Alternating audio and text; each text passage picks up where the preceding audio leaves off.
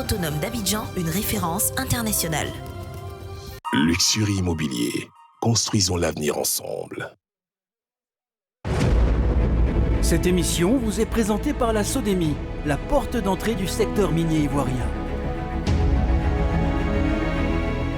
Retour sur le plateau de NCI 360 et dans la deuxième partie de cette émission, nous allons évoquer l'actualité internationale marquée par la situation au Sénégal. À quand la présidentielle dans ce pays? Pour connaître le successeur du président Macky Sall, qui n'est pas candidat à sa propre succession, le président sénégalais, vous le savez, a initié lundi dernier un dialogue qui a proposé l'organisation le 2 juin prochain de cette élection présidentielle. Des partisans de l'opposition étaient dans les rues samedi pour réclamer les élections avant le 2 avril, date de la fin officielle du mandat du président Macky Sall. Messieurs, on entendra vos avis et analyses juste après ce sujet de Salif Yalekwe. Plusieurs centaines de personnes ont manifesté samedi à Dakar pour la tenue de l'élection présidentielle avant le 2 avril, date de la fin du mandat du président Macky Sall, lors d'un rassemblement à l'appel de la société civile et de l'opposition. On espère que la situation va s'arranger par le Conseil constitutionnel, parce que c'est elle qui a le droit de rétablir cette forfaiture. En attendant, on va manifester, on va parler, on va se mettre debout, on va crier pour que Macky Sall rétablisse nos élections au Sénégal ici, pour qu'on quitte cette dictature. Nous ne sommes pas en dictature. Nous demandons le président Macky Sall de quitter le pouvoir et qu'il organise des élections transparentes. Voilà, c'est ça qu'on veut. Avant le 2 avril, nous voulons des élections et nous demandons la libération de notre candidat Bassirou Diomaye Faye ainsi que de notre président Ousmane Sonko. Tu as vu l'engouement? Tu as vu ces femmes déterminées? Tu as vu combien de femmes tu as vu ici? Nous sommes déterminés, on ne va jamais laisser. On va combattre jusqu'à donner nos vies. Un dialogue national organisé en début de semaine par le président et boycotté par une partie de l'opposition a notamment recommandé d'organiser l'élection le 2 juin. Le chef de l'État a indiqué qu'il saisirait pour avis le Conseil constitutionnel de ses recommandations. Et pour commenter cette actualité avec nous en duplex de Dakar, Maître Amadou Diallo, il est avocat, past président d'Amnesty International Sénégal. Maître Amadou Diallo, bonsoir. Oui. Bonsoir, est-ce que vous nous recevez? Oui, je vous reçois bien, monsieur. D'accord. Comment vous réagissez au lendemain de cette annonce de la tenue de la présidentielle au 2 juin au Sénégal? On vient de le voir dans le sujet qui vient de passer. Une partie de l'opposition sénégalaise rejette cette date du 2 juin et propose que les élections soient organisées avant le 2 avril, date officielle de la fin du mandat du président Macky Sall. Écoutez, comme beaucoup de Sénégalais et certainement comme beaucoup d'autres Africains, la situation qui a été créée par le président Macky Sall est une situation qui fait honte déjà à la démocratie sénégalaise, mais sûrement également à tous les Africains épris de justice et de liberté, mais surtout de la consécration de l'État de droit. Donc aujourd'hui, si on en est arrivé là, et que un pseudo-dialogue propose une date qui va au-delà de l'expiration de la fin du mandat du président Macky Sall, eh bien, on est dans un scénario qui, même pour les plus optimistes et pessimistes, n'était pas prévu. Mais pour revenir maintenant à ce que cette date peut avoir comme implication sur le respect des règles constitutionnelles. Cela veut dire qu'aujourd'hui, je ne sais pas comment on peut les appeler encore, les turiféraires du dialogue sont en train d'inviter le président à violer allègrement les dispositions constitutionnelles. Qu'est-ce que vous proposez, vous? Non, écoutez, parce qu'aujourd'hui, le constat qu'on a pu faire jusque-là, le Conseil constitutionnel, dans une certaine mesure, eh bien, a pris ses responsabilités et donc a exercé sa fonction de régulateur de l'espace politique. Donc aujourd'hui, moi je pense que le Conseil constitutionnel, avant même l'arrivée du terme du mandat du président, doit prendre ses responsabilités. Et cela peut-être après concertation des autorités administratives de l'État, mais également des candidats retenus, n'est-ce pas, officiellement retenus par lui-même, de discuter sur les modalités pratiques de mise en œuvre l'organisation des élections avant le 2 avril. Parce que cela est possible, il suffit simplement que chacun des protagonistes, n'est-ce pas, bien admettre des concessions afin quand même que le calendrier républicain soit respecté. Donc pour vous, le Conseil constitutionnel doit convoquer le collège électoral avant le 2 avril? Pour nous, c'est parfaitement possible. Cela, après avoir concerté avec tous les protagonistes qui vont intervenir dans le processus électoral. D'accord. Nous avons d'autres panélistes sur ce plateau qui vont également intervenir. Arthur Banga, vous voulez réagir? Oui. Déjà, nuancer la date, parce que déjà avant même, le jour où il a convoqué le dialogue national, Macky Sall avait rappelé que son mandat devait finir le 2 avril. Je pense qu'il a fait une tweet hier pour rappeler encore que malgré les propositions de date, son mandat doit finir le 2 avril. Bon, pour revenir dessus, moi je suis quand même un peu déçu par Macky Sall. C'est quelqu'un pour qui moi j'ai beaucoup de respect et d'admiration. J'ai la chance d'avoir fait ces dernières années des voyages au Sénégal, mais la transformation du pays, elle est incroyable. C'est quelqu'un qui, dans la tourmente putschiste de l'Afrique de l'Ouest, a été en tête de ceux qui ont soutenu la démocratie et qui ont soutenu la CEDEAO. Et quand après tout ça, il tombe lui-même dans ces péripéties-là, moi ça me laisse un peu déçu. Je pense qu'il y a plein de gens comme moi qui sont aussi déçus de tout ce qu'il entreprend.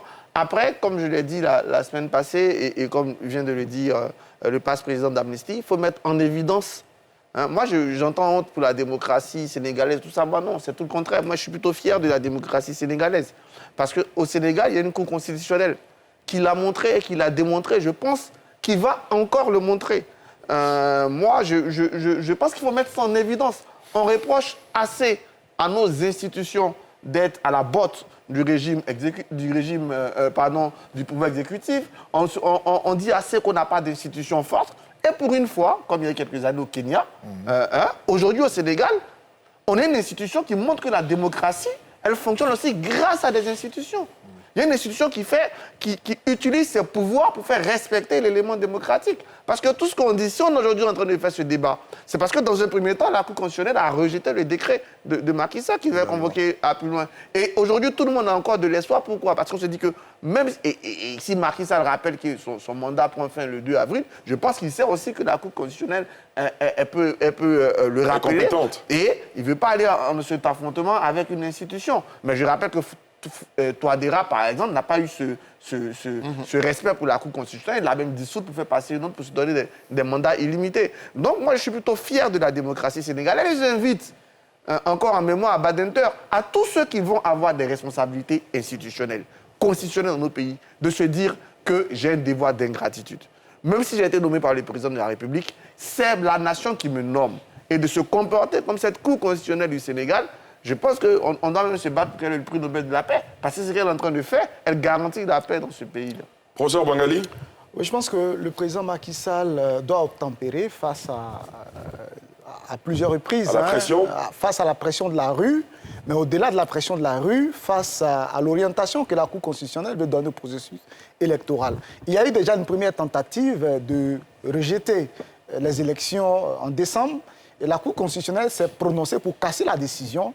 Et ensuite, il s'y prend autrement. Après la voix de l'Assemblée nationale, il va passer cette fois-ci par le dialogue, la concertation nationale de Diamniadio, qui, il faut le rappeler, n'a pas vu la participation de l'essentiel de l'opposition, de sorte que finalement, la conclusion même de décider d'organiser les élections le 2 juin a cette saveur d'avoir été soufflée par le président de la République, parce que si on se rappelle, dans son discours d'introduction de ces assises-là, il a relevé l'importance d'organiser les élections avant la saison d'hivernage. Et finalement, c'est ce choix-là que les assises de Diamniadio ont suivi. De sorte que ce soit la première décision qui avait été validée par l'Assemblée nationale, comme celle qui vient d'être validée par le dialogue national, se cache, se profile forcément derrière le président qui essaie de gagner du temps. Mais il faut éviter d'entraîner le Sénégal dans une situation de vide juridique. Parce qu'il le répète lui-même, son mandat prend fin le 2 avril. Alors si, pendant que vous êtes un président élu, légitime et légal, vous n'arrivez pas à gérer cette crise parce que vous êtes contesté, imaginez un instant si on arrive à une situation où après le 2 avril, que ce soit le président de l'Assemblée nationale ou encore une autre personne qui est chargée de conduire le processus, qui n'a pas forcément la légitimité qu'a le président de la République, on imagine le genre de contestation face auquel il fera face. Donc, je pense qu'il faut éviter d'entraîner le Sénégal dans une situation, d'autant plus que, si on regarde de plus près, le processus a été arrêté à un moment où tout était prêt. On avait fini de réviser la liste électorale. On avait même imprimé les bulletins de vote qui avaient été acheminés à l'administration électorale. De sorte que, même si aujourd'hui on décide d'organiser, de tenir les élections dans une semaine, tout le dispositif est prêt. Donc, qu'est-ce qui empêche qu'on lance les élections avant d'arriver à ce thème du 2 avril? Absolument rien. Donc, je pense que le président Macky Sall doit simplement obtempérer, laisser la Cour constitutionnelle fixer une nouvelle date dans le meilleur délai et que les choses se fassent pour que le Sénégal évite d'entrer dans une situation de vie juridique et pour encore créer une sorte de désordre qui va certainement être utilisé pour justifier une nouvelle prolongation. Alors, on va laisser partir Maître Amadou Diallo, mais avant, une autre question pour lui. Maître Amadou Diallo, vous nous recevez, vous êtes toujours avec nous? Oui, je suis toujours en ligne. Alors, il y a une autre inconnue. Si le Conseil constitutionnel ou si une autre personnalité doit prendre le lead au sommet de l'État pour organiser cette élection, c'est le sort de l'opposant Ousmane Sonko ou du candidat désigné par son parti qui lui aussi est passible d'une peine d'emprisonnement. Comment on envisage ces deux sorts-là, ces deux cas à Dakar? Mais écoutez, il faut d'abord quand même que je fasse des précisions avant de répondre à votre question. Allez-y, allez-y. Il est important pour moi quand même d'attirer l'attention de l'opinion internationale sur le fait que si aujourd'hui on est dans cette situation, c'est principalement et uniquement à cause de Macky Sall. On est d'accord. Macky Sall qui, depuis son accession à l'indépendance par la voie de tourne, n'a, à proprement parler, jamais respecté les règles du jeu. On se rappelle de 2019, où il s'est débrouillé pour écarter des candidats d'envergure à l'élection présidentielle. On se rappelle également que l'administration sénégalaise ne manifeste aucun respect vis-à-vis des décisions rendues par les cours des tribunaux du Sénégal. Donc aujourd'hui, si le président Macky Sall, pour des raisons, ou plutôt pour des prétextes qui, à mon avis, sont particulièrement fallacieux, décide d'abroger, donc en fait, de reporter l'élection, pour moi, c'est fait de façon très calculée parce que forcément, il n'a pas envie de laisser le pouvoir. Il n'a pas envie de transmettre le pouvoir au nouveau président qui sera élu. Donc, de ce point de vue, il est le seul responsable. Et si on dépasse la date du 2 avril, le Sénégal sera dans une situation inédite, puisque n'étant pas bien prévu par les dispositions constitutionnelles. Donc, c'est pourquoi moi j'ai parlé de concertation avec les candidats officiellement retenus par le Conseil constitutionnel. Parce qu'il faut dire qu'il y a des délais qui sont prévus par la Constitution pour l'organisation et de la campagne et du scrutin du premier tour et éventuellement de celui du deuxième tour. Donc, à partir d'aujourd'hui, juridiquement et même matériellement, il est impossible, s'il n'y a pas de consensus sur le rétrécissement de certains délais, il est impossible d'organiser l'élection en tout cas avant le 2 avril. Donc on est aujourd'hui dans cette situation-là, grâce ou à cause, disons plutôt à cause de Macky Sall. Maintenant, à partir du 2 avril, je pense qu'il appartiendra au Conseil constitutionnel, pas la Cour constitutionnelle, parce qu'au Sénégal, on n'a pas de Cour constitutionnelle dans le Conseil constitutionnel, je dois le préciser, de prendre ses responsabilités. Et je pense que même avant le 2, il doit pouvoir le faire. Parce que Macky Sall, on invite à des dialogues, à mon avis, n'a jamais été animé de la volonté d'organiser l'élection dans le délai prescrit par la loi, par la Constitution, par la loi fondamentale. D'accord. Cela étant, par rapport à la question que vous avez posée, je pense qu'aujourd'hui, relativement à la situation de Bassirou Diomaye Faye, parce qu'à mon avis, vous avez utilisé une expression qui, à mon avis, n'est pas correcte. Allez-y, pourquoi? Bassirou Diomaye Faye fait l'objet d'une inculpation, de plusieurs chefs d'inculpation. C'est cela, c'est bien cela, vous avez raison. Il est simplement inculpé, donc il est présumé innocent. Et je pense que si on était dans une sorte de, comment on appelle ça encore, de galanterie, parce que c'est pas le mot exact, mais de respect, Je veux dire que bon, si le pouvoir exécutif, aujourd'hui quand même incarné par le président Macky Sall, était dans un esprit républicain, dès que Bassirou Diomaye Faye a été admis comme candidat à l'élection présidentielle, il devait pouvoir quand même bénéficier de la liberté provisoire, ce qui n'est pas encore le cas. Et aujourd'hui, le fait quand même qu'on agite une loi d'amnistie pour éventuellement lui en faire bénéficier et également en faire bénéficier à M. Ousmane Sonko, eh bien peut-être entre dans cette logique. Sauf que les Sénégalais sont très sceptiques par rapport à la volonté réelle d'amnistier ces tenues politiques-là et de mettre dans ces lois d'amnistie, n'est-ce pas, des dispositions qui permettront de favoriser l'impunité. D'accord. Ce qui, à mon avis, au niveau de l'opinion nationale, est inacceptable. Donc, aujourd'hui, je crois que Macky Sall devrait pouvoir quand même en tout cas, observer un certain retrait et laisser le Conseil constitutionnel, avec les acteurs politiques qui doivent valablement concourir à l'élection présidentielle, de prendre les dispositions nécessaires afin quand même que la Constitution soit respectée. Cela est possible, très bien, à mon avis, et cela loin de Macky Sall, parce qu'aujourd'hui, son mandat va finir dans quelques jours. Il n'est pas nécessaire, n'est-ce pas, qu'il vienne quelqu'un dans le peuple. D'accord. Et il est important également qu'on ne parle plus de reprise du processus électoral, puisque même dans tous les cas de figure, si on décide de considérer la vacance de fait du pouvoir comme un empêchement définitif, n'est-ce pas, qui est prévu par l'article, je ne sais plus, l'article 37, l'article 37, je crois, ou, attendez, laissez-moi voir, bon, disons par la Constitution, pour aller vite. Absolument. Eh bien, il sera impossible d'organiser l'élection à la date retenue du 2 juin. D'accord. OK. Et on donc, vous a bien compris. Aujourd'hui, le Sénégal est dans un imbroglio juridique, politique et social qui, à mon avis, comme l'a dit tout à l'heure quelqu'un d'autre, eh bien, il faut quand même une situation à laquelle il faut trouver une solution. Mais je pense que ça va être extrêmement difficile.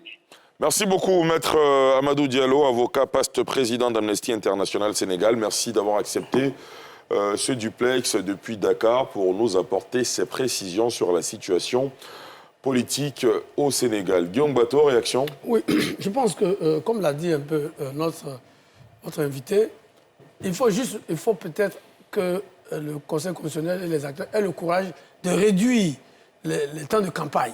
Parce que c'est de ça qu'il s'agit.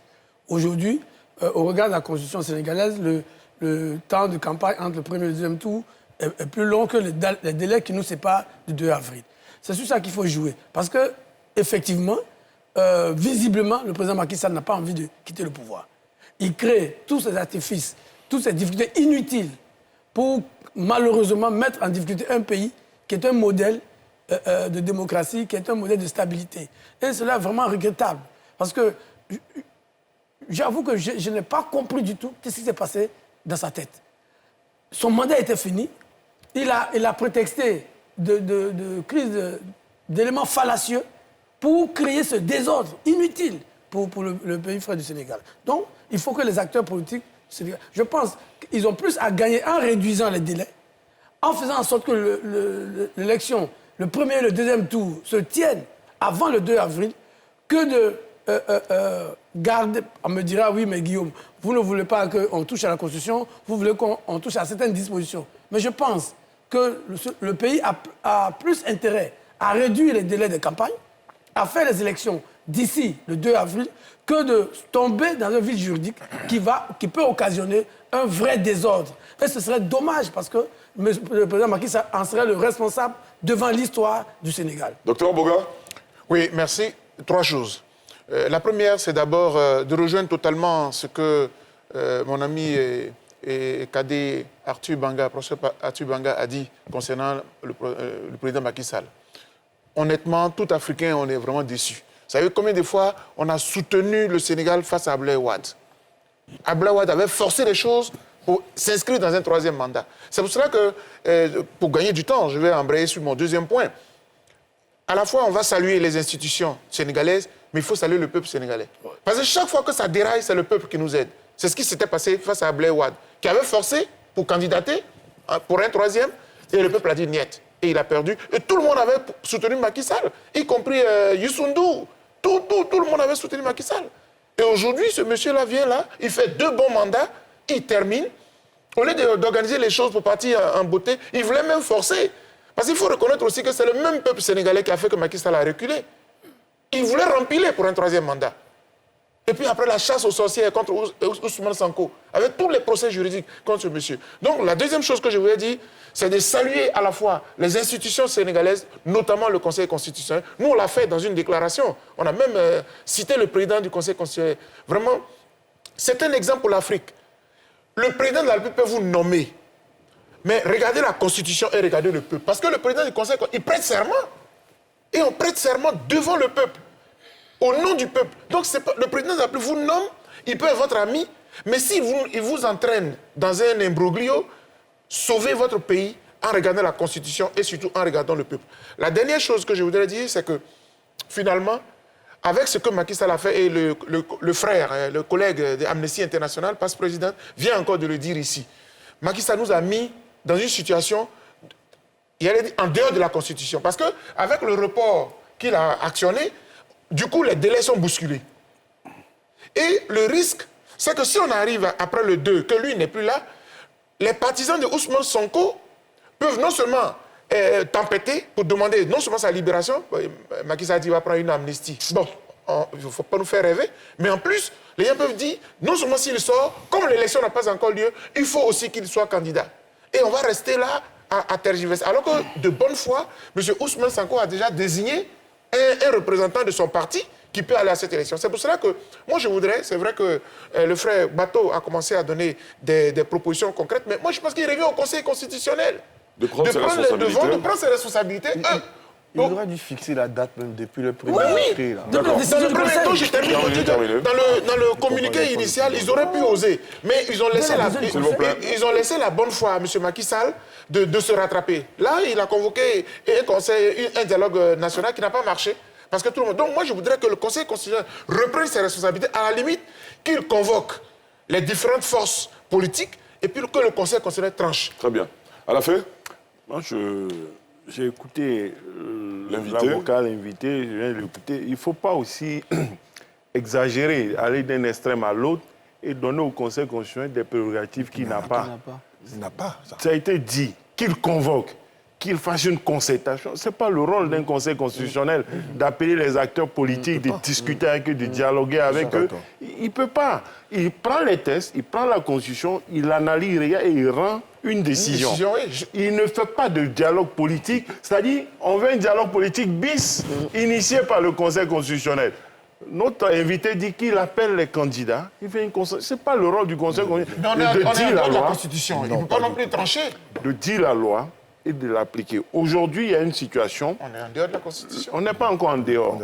Les choses sont possibles jusqu'au 2 avril. Le Conseil constitutionnel, qui semble être crédible, est apprécié par toutes les parties aujourd'hui au Sénégal.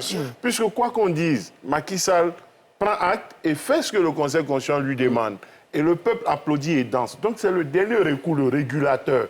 Aujourd'hui, il sera saisi par Macky Sall, par le gouvernement, pour dire on veut faire l'élection le 2 juin. Il va se prononcer pour dire le 2 juin, c'est pas bon, telle date est là, ou il peut accepter le 2 juin et puis rendre des directives, prendre des décisions par rapport à l'après 2 avril.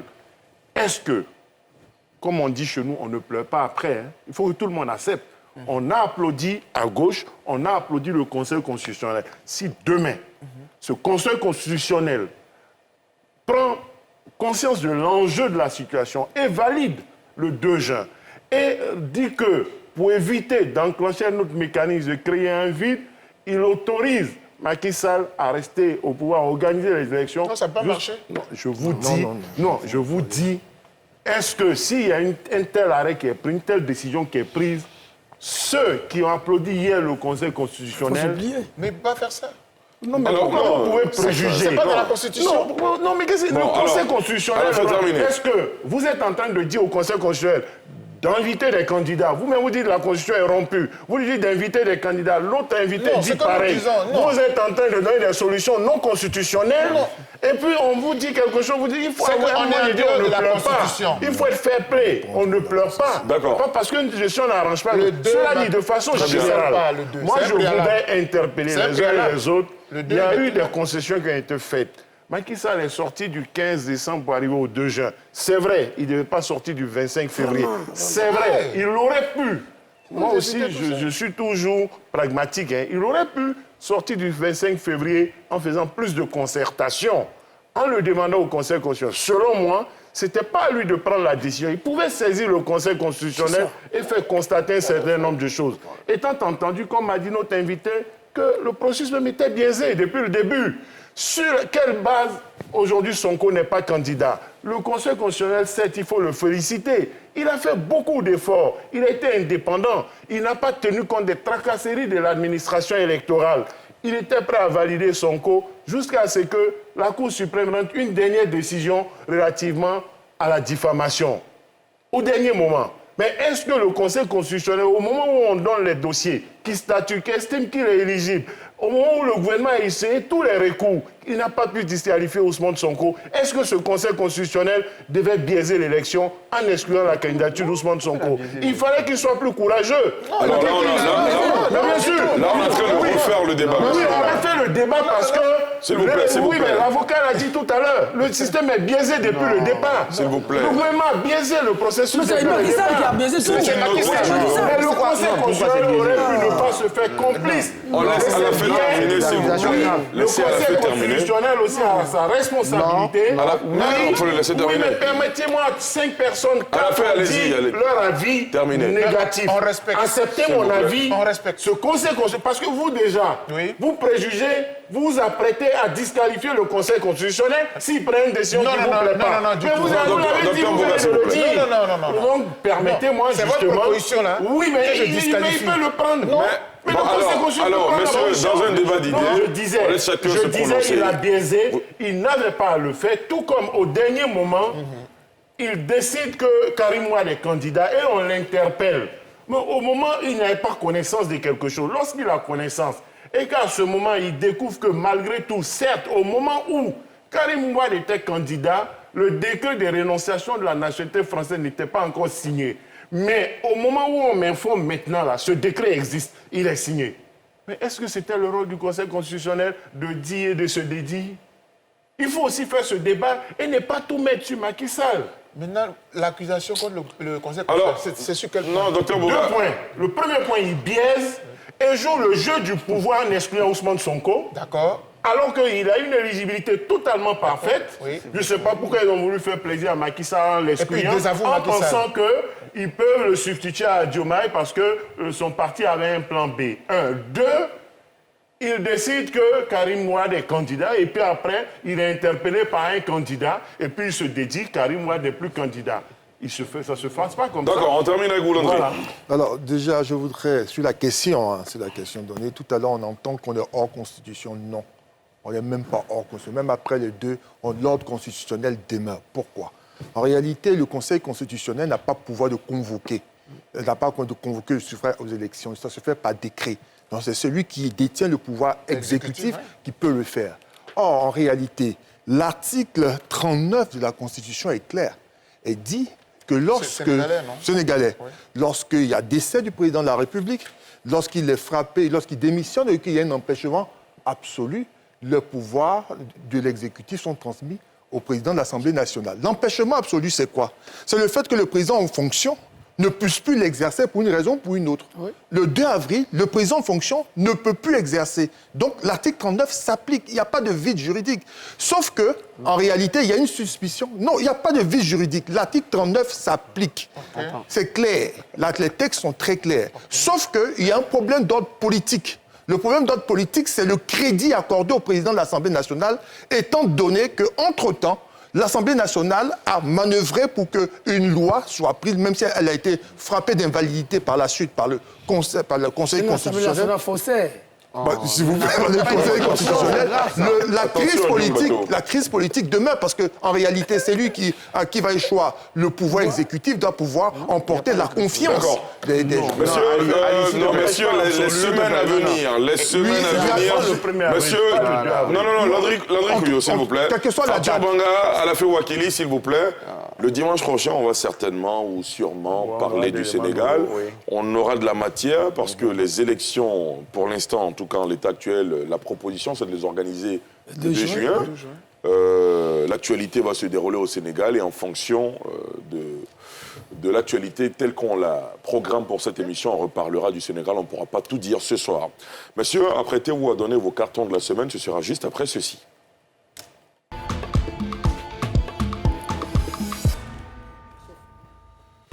Les cartons de la semaine, on commence avec Guillaume Bateau. On ne peut que donner un carton rouge au ministre-gouverneur, Cissé Ibrahim Bakoungo.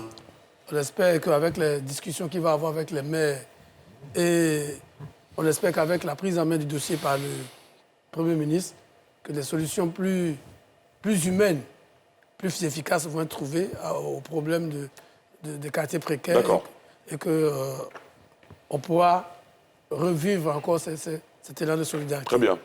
Merci beaucoup. Landry Couillot?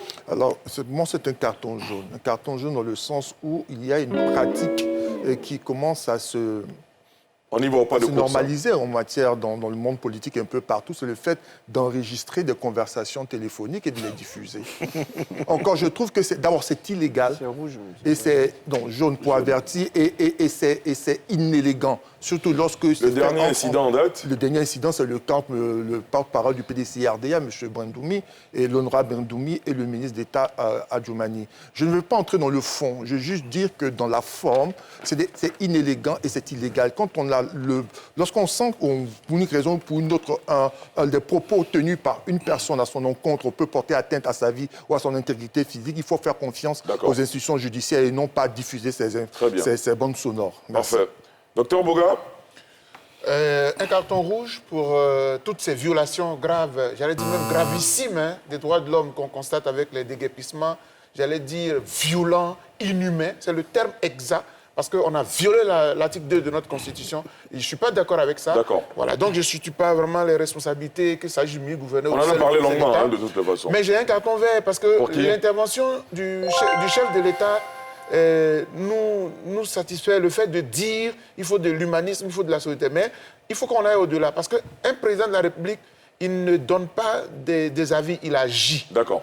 Donc, de ce point de vue, que le président de la République prenne ses responsabilités comme on les lui reconnaît et que toutes ces personnes soient dédommagées comme il se doit, traitées humainement parlant. À la fin, moi, j'ai une série de vers. Allez-y rapidement. Vers pour Chilean of Africa qui a eu un bon gala, un brillant gala.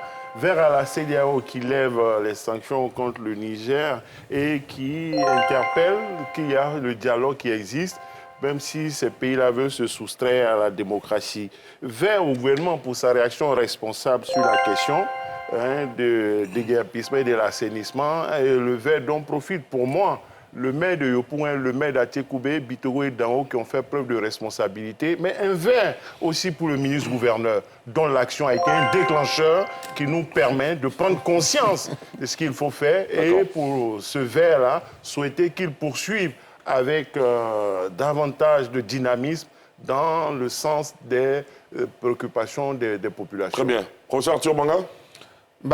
Mon premier carton vert, il est au Premier ministre, au poste-Premier ministre Patrick Hachi, qui entreprend pour quelques mois une vie de chercheur à Harvard. Et mon deuxième carton vert, c'est à son succès Begré Mombe, qui, comme l'a dit tout à l'heure, devient une sorte de messie de recours. Il est arrivé un peu avec surprise et là, j'ai l'impression qu'il commence à prendre ses marques et mon carton vert à lui. Et mon troisième carton vert à tous ces maires qui ont su montrer de la solidarité face aux épreuves qu'ils subissent eux-mêmes parce qu'ils sont tellement négligés dans ces déguerpissements et j'espère qu'ils prendront toute leur place. Pour moi, c'est aux élus que revient la décentralisation. Tous ces nommés peuvent rester chez eux. Très bien. Professeur Bangali? Moi, j'ai un carton rouge pour la communication du gouvernement dans cette vague de déguerpissement. On a entendu que les zones qui ont été cassées à Bouribana et à Gesco l'étaient pour des raisons de mise en danger de la vie de ceux qui y résidaient. Mais au fur et à mesure qu'on avance, que les langues se délient, on apprend par exemple que selon le comité de pilotage des partenariats publics-privés, le site de Boribana qui a été déguerpi doit recevoir un ensemble d'installations, un parc aquatique, il devait y avoir un site pour accueillir des bateaux de plaisance, de l'immobilier de luxe, ainsi de suite. Alors qu'on a mis en avant d'autres arguments à GESCO également, des langues se délient. Finalement, on doit aménager un espace, une promenade, un espace aéré. Et initialement, il était question plutôt de déguerpir des populations parce que ces populations étaient en danger. Et l'avenir nous dira, parce que c'est vrai qu'aujourd'hui, les langues se délient, mais au fur et à mesure qu'on va progresser, on verra ce qui sera fait de ce site-là. Et cela, pour le moment, pour ce qu'on en sait, ça ne concorde pas avec les arguments qui avaient été mis en avant pendant qu'on cassait Boribana. Très bien. Un verre pour vous tous, messieurs, ce soir, parce que vous avez accepté de faire le débat et décidé d'éclairer la lanterne de nos milliers de téléspectateurs qui nous suivent sur le live Facebook de cette émission également à la télévision. Merci à vous, Guillaume Bateau, carton vert pour vous, Alafé Wakili, professeur Arthur Banga, Landry Couillot, docteur Boga Sako-Gervais et professeur Bangali Ngoran, carton vert à tous nos téléspectateurs et internautes qui sont toujours plus nombreux à nous suivre tous les soirs dans NCI 360, tous les dimanches, devrais-je dire. J'ai été très heureux de vous présenter cette émission ce soir, comme tous les dimanches. Rendez-vous dimanche prochain. Excellente soirée sur la nouvelle chaîne ivoirienne. Port autonome d'Abidjan, une référence internationale. Cette émission vous est présentée par la SODEMI, la porte d'entrée du secteur minier ivoirien. Luxury Immobilier. Construisons l'avenir ensemble. Bonsoir à tous.